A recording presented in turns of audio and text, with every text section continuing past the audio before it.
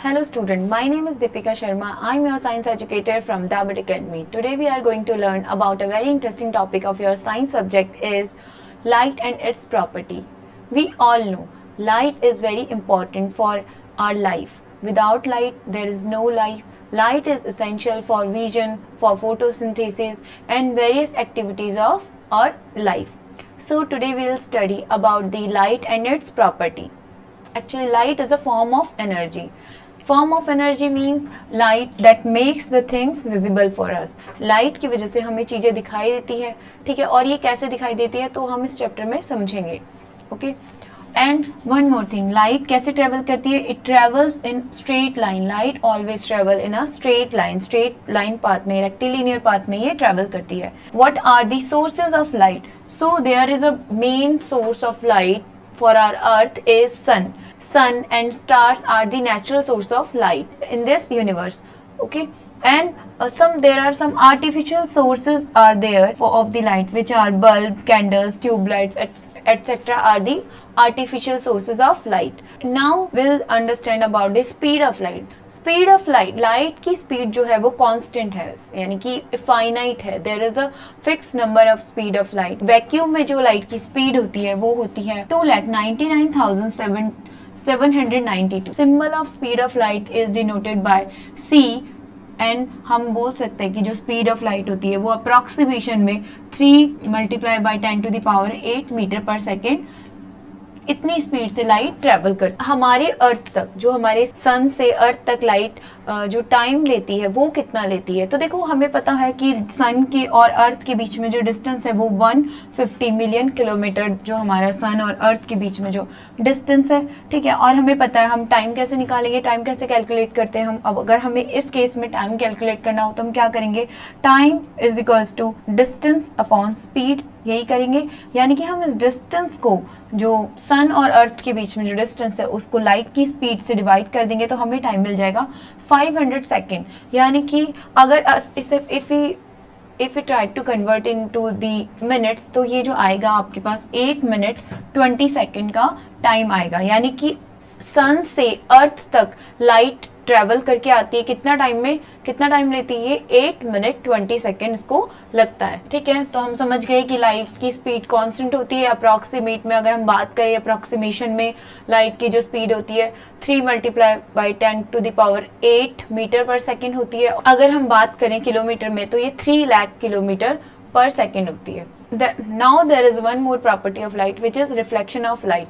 यानी कि लाइट जब भी किसी सरफेस पे आएगी, यानी कि आने वाली जो रेज है, लाइट रेज है, उनको हम बोलते हैं इंसिडेंट रेज या इंसिडेंस रेज, ठीक है. जब भी किसी सरफेस पे आती है तो ये बाउंस बैक कर जाती है, यानी कि वापस लौट जाती है, और जिस एंगल से वो आएंगी, स्ट्राइक करेंगी सरफेस को, सेम एंगल से वो वापस लौट जाती है. तो this is called reflection of light, यानी कि रिफ्लेक्ट करती है लाइट. और इसी कारण हमारा जो विजन है, हम देख पाते हैं चीज़ों को, क्योंकि लाइट आएगी और किसी सरफेस से टकराएगी और रिफ्लेक्ट होके हमारी आंखों में आती है, और उसके बाद हमारी आईज में जो लेंस है वहाँ से होकर ये हमारे रेटिना पे इमेज का फॉर्मेशन करती है, ठीक है. तो ये इमेज फॉर्मेशन भी हम आगे के वीडियोस में देखेंगे कि कैसे हमारा विजन बनता है और हम कैसी चीज़ों को देख पाते हैं, ठीक है. तो सबसे पहले देखते हैं what is reflection of light. When a ray of light approaches a smooth polished surface and the light रे bounce back, it is called reflection of light. देखो, किसी भी स्मूथ सरफेस पे अगर लाइट, ये क्या है? लाइट सोर्स है, एक टॉर्च है. यहाँ से लाइट स्मूथ सरफेस पे आएगी और क्या करेगी? बाउंस बैक हो जाएगी, यानी कि लौट जाएगी. देखो यहाँ जो एंगल बन रहा है, देखो it is a normal. What is normal? Normal is a imaginary line drawn perpendicularly on the surface of object.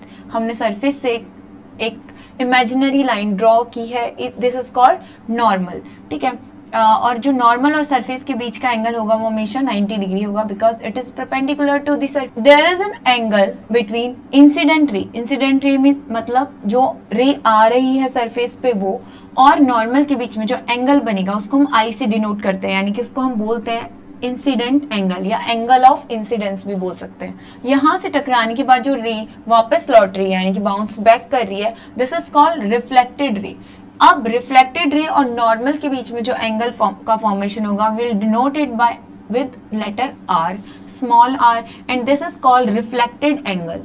तो इस केस में देखो there is some rule of reflection, कुछ रूल होते हैं रिफ्लेक्शन के। कौन से रूल होते हैं? इसमें फर्स्ट रूल ये बोलता है कि इंसिडेंट रे, नॉर्मल और रिफ्लेक्टेड रे ये तीनों एक ही प्लेन में लाई करेंगे, यानी कि एक ही प्लेन पे बनेंगे। और सेकंड लॉ कहता है कि जितना एंगल ऑफ इंसिडेंस होगा उतना ही एंगल ऑफ रिफ्लेक्शन होगा। दैट इज एंगल ऑफ आई, यानी कि एंगल ऑफ इंसिडेंट एंगल और एंगल ऑफ रिफ्लेक्शन दोनों इक्वल होते हैं, यानी कि जितने एंगल से लाइट आती है किसी सरफेस पे इंसिडेंट होती है उस सेम एंगल से वो रिफ्लेक्टेड यानी कि रिफ्लेक्ट हो जाती है। This is called law of reflection. Now the type of what are the types of reflection? There are two types of reflection, regular और specular reflection। देखो रेगुलर रिफ्लेक्शन किसे कहेंगे? जिसमें रे ऑफ लाइट आ रही है किसी स्मूथ सरफेस पे आ रही है, स्मूथ सरफेस पे आएंगे और वापस बाउंस बैक कर जाएंगी। जितने एंगल से आएंगे एंगल ऑफ इंसिडेंट और एंगल ऑफ रिफ्लेक्शन इक्वल होंगे, ठीक है। तो ये इस टाइप का जो प्रॉपर पैटर्न बनेगा, यानी कि इंसिडेंट रे सारी पैरेलल आएंगी, they will be parallel to each other. For example ये एक सरफेस है, यहाँ पे लाइट आ रही है, पैरेलली आ रही है, तो ये रिफ्लेक्ट भी पैरेलली करेंगी, ठीक है। The second type of reflection is irregular या फिर डिफ्यूज रिफ्लेक्शन। देखो कुछ सरफेस, सारी सरफेस स्मूथ नहीं होती है ना, कुछ सरफेस रफ होती है। तो रफ सरफेस पे जब लाइट इंसिडेंट होगी, लाइट रेज आएंगी, तो वो एग्जैक्टली सेम पैरेलल पैटर्न में ना जाके वो स्कैटर्ड हो जाएंगी, यानी कि बिखर जाएंगी। तो जो रिफ्लेक्शन बनेगा, मतलब जो इमेज का फॉर्मेशन होगा वो बहुत डिस्टॉर्टेड इमेज का फॉर्मेशन होगा। तो ऐसा रिफ्लेक्शन जो रफ सरफेस पे हो रहा है, लाइट जो सरफेस अगर जिस पे लाइट आ रही है वो सरफेस रफ है, तो we will say it irregular of और diffuse reflection. Light rays scattered in different direction. देखो रेगुलर में क्या था, एक पर्टिकुलर डायरेक्शन में से लाइट आई और पर्टिकुलर डायरेक्शन में लौट गई, लेकिन अगर सरफेस रफ होगा तो सारी की सारी लाइट रे अलग अलग डायरेक्शन में स्कैटर हो जाएंगी, यानी कि बिखर जाएंगी, स्प्रेड हो जाएंगी। इमेज का प्रोडक्शन होगा, कैसी इमेज बनेगी? प्रोड्यूसेस अ ब्लरी और नो इमेज, यानी कि या तो जो इमेज का फॉर्मेशन होगा वो काफी ब्लर होगी या फिर कोई इमेज ही नहीं बनेगी। जैसे हमने देखा, अगर हम वॉल पे जो लाइट रिफ्लेक्ट हो रही है, हम देखते हैं वॉल पे कोई इमेज का फॉर्मेशन नहीं होता है क्योंकि वॉल स्मूथ नहीं है ना। और भी आप ले सकते हो कि पेपर पे, किसी पेपर पे, जैसे फॉर एग्जांपल किसी वॉल पे इमेज का फॉर्मेशन या किसी पेपर पे या किसी टेबल पे, है ना, जहाँ पे सरफेस स्मूथ नहीं है वहां पे इरेगुलर या फिर कोई भी इमेज का फॉर्मेशन नहीं होता है ना। Next property of light is refraction of light. Light refract. अब रिफ्रैक्ट का मीनिंग क्या होता है? देखो हमें पता है light can travel in solid medium, liquid medium and gaseous medium. Even light can travel in a vacuum. जहाँ कोई मीडियम भी नहीं होगा तब भी लाइट ट्रेवल कर सकती है। तो लाइट जब एक मीडियम से दूसरे मीडियम में जाती है तो ये बेंड हो जाती है, ठीक है। जैसे आपको हमें पता है लाइट स्ट्रेट लाइन में ट्रेवल करती है, बट जैसे ही मीडियम चेंज होता है, इधर वो गैस मीडियम से लिक्विड मीडियम में जाए या लिक्विड से सॉलिड में जाए या सॉलिड से लिक्विड में जाए या लिक्विड से गैस मीडियम में जाए, तो लाइट की जो पाथ है वो बेंड हो जाता है ना, पाथ एकदम स्ट्रेट नहीं होता है। तो दिस इज कॉल्ड रिफ्रैक्शन, है ना। Bending of path is called refraction. Refraction is the bending of light as it passes from one medium to another. एक मीडियम से दूसरे मीडियम में जाएगी। देखो इसलिए आपको ये एग्जांपल है, आपको जो पेंसिल है, आप कभी भी एक ग्लास लेंगे, उसमें पेंसिल को डिप करेंगे पानी से भरे हुए ग्लास को, तो आपको पेंसिल ऐसा लगेगा कि it is bend, it is bending, pencil आपकी ब्रेक हो गई है या फिर बेंड हो गई है। तो ये आपको जो ऐसा दिखाई देता है, क्यों दिखाई देता है? Just because of the refraction of light, यानी कि जो लाइट रेज है वो कैसे जा रही है, एयर मतलब गैसियस मीडियम से लिक्विड मीडियम में जा रही है, तो इनका पाथ बेंड हो गया, ये लाइट बेंड हो गई है, लाइट रेज। तो इसलिए हमें जो पेंसिल है वो बेंड दिखाई देती है, मुड़ी हुई दिखाई देती है। Refraction is the bending of light as it passes from one medium to another. A medium is any substance through which light can travel, such as air, water और ग्लास। मीडियम कोई भी हो सकता है, तीनों में से कोई सा भी हो सकता है। अगर मीडियम चेंज होता है लाइट बेंड हो जाएगी। Why does light bend? ऐसा क्यों होता है, लाइट क्यों बेंड होती है? हमें पता है, देखो वैक्यूम में हमने पढ़ा कि लाइट की स्पीड होती है 3 × 10⁸ मीटर पर सेकेंड, और we can say 3 lakh kilometre पर सेकेंड, ठीक है। ये वैक्यूम में स्पीड है, लेकिन डिफरेंट मीडियम में डिफरेंट लाइट की स्पीड होती है। तो जब लाइट मीडियम चेंज करती है तो उसकी स्पीड भी चेंज हो जाती है। Due to the change in speed of light in different medium, light bends, okay, और हमें ये रिफ्रैक्शन का फिनोमेना होता है, ठीक है। Light travels at different speed in different medium, when light passes from one medium to another its speed changes causing to the bend, ठीक है। जो स्पीड चेंज होती है लाइट की तो वो बेंड हो जाती है। जो बेंडिंग की कॉज ऑफ रिफ्रैक्शन है वो क्या है, due to the change in speed when medium changes. Now the next property of light is light disperse, मतलब dispersion of light. What is dispersion of light? See, जो light होता है, light का जो एक्चुअल कलर होता है वो white होता है, और ये व्हाइट कलर जो है वो 7 कलर से मिलके बना होता है। जो रेनबो के 7 कलर्स हम देखते हैं उनसे मिलके ये व्हाइट कलर का फॉर्मेशन होता है। अब जब भी लाइट किसी प्रिज्म जैसे मटेरियल से या glass material, double glass material से पास होती है तो ये स्प्लिट हो जाती है। This is called dispersion. 7 colours में स्प्लिट हो जाती है, this is called dispersion of light. Splitting of light into 7 colour is called dispersion of light. So देखेंगे what is dispersion. Dispersion of light is a magical process where white light splits into 7 constituent colors where it passes through a special glass called prism. जो special glass है उसे हम क्या बोल रहे हैं? You can see the special glass prism in the picture. देखो white light आएगी और जैसे ही इससे पास होगी, प्रिज्म से पास होगी, पहले तो देखो यहाँ पे 2 चीजें हो रही हैं। फर्स्ट चीज क्या हो रही है कि एयर से मीडियम चेंज हो रहा है, एयर से ग्लास में जा रही है, यानी कि एयर से सॉलिड मीडियम में ये लाइट जा रही है। यानी कि फर्स्ट जो प्रोसेस हो रहा है यहाँ पे हो रहा है रिफ्रैक्शन। मीडियम चेंज होगा तो रिफ्रैक्शन, तो क्या होगा, लाइट बेंड हो जाएगी, बेंडिंग दिख रही है आपको।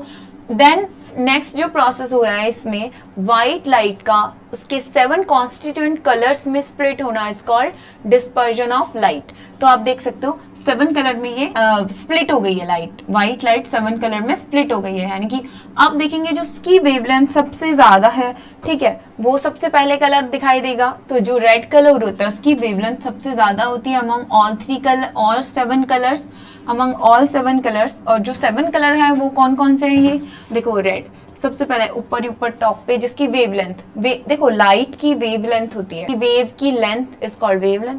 तो लाइट कलर जो रेड कलर है उसकी वेवलेंथ सबसे लॉन्ग होती है। उसके बाद orange, yellow, green, blue, Indigo और वॉयलेट। इंडिगो, वॉयलेट इनकी वेवलेंथ जैसे हम नीचे जाते जा रहे हैं इनकी शॉर्ट हो जाती है, छोटी होते लग जाती है। We can remember this colour as a VIBGYOR. VIBGYOR मतलब वी फॉर, हम नीचे से शुरू कर रहे हैं, V for violet, indigo, I for indigo, B for blue, G for green, Y for yellow, O for orange and R for red. So These are 7 colour जिसमें white light split होती है और this is called dispersion of light. देखो ये जो 7 visible colour हमें जो दिखाई दे रहे हैं, 7 जो व्हाइट लाइट स्प्लिट होकर 7 कलर्स में हमें जो दिखाई दे रही है, this is called spectrum, spectrum of light. The example of dispersion of light is rainbow formation. अब हम देखेंगे कि कैसे रेनबो का फॉर्मेशन होता है। हमें पता है जब हमें रेनबो दिखाई देता है तो हमें क्या दिखाई देते हैं? 7 ब्यूटीफुल कलर का एक आर्क शेप का हमें कोई स्ट्रक्चर दिखाई देता है। जब भी रेनी डेज होते हैं, जब भी बारिश हो रही होती है, जब रेन्स होती है और उस टाइम सनलाइट की प्रेजेंस में हमें वो रेनबो दिखाई देता है। अब ये रेनबो का फॉर्मेशन होता कैसे ये रेनबो ब्यूटीफुल सा रेनबो का फॉर्मेशन होता है? तो देखिए हम साइंस की लैंग्वेज में समझने की कोशिश करेंगे। देखो सबसे पहले तो रिफ्लेक्शन ऑफ लाइट क्या होता है? जब भी लाइट मीडियम चेंज करती है तो it gets bend, light bend हो जाती है, ये हमें पता है। Due to the change in the speed, different medium में अलग अलग स्पीड होती है लाइट की, तो वो क्या होगी? बेंड हो जाती है।